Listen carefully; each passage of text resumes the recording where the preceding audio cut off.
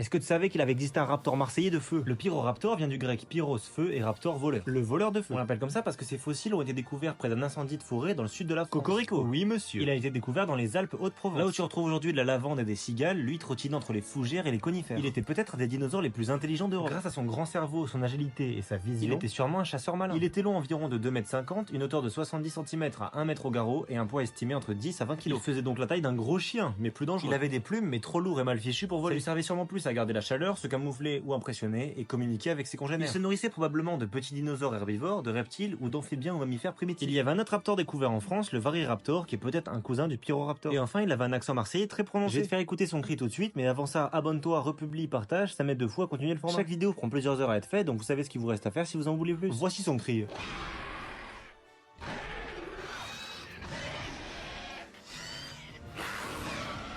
Eh ben, frère le Marseillais, je l'ai fait aujourd'hui parce que vous m'avez tous demandé en commentaire, donc mettez un dinosaure à faire pour les prochains jours. Si tu me connais pas, moi c'est Silver, je fais un dessin par jour, donc tu peux t'abonner, tu me reverras demain. Pour tous les gosses qui le prouvaient que ça restait jusqu'à la fin, mettez un emoji reptile en commentaire, celui que vous voulez. Et je vous dis à demain, bande de fatigués. Bisous.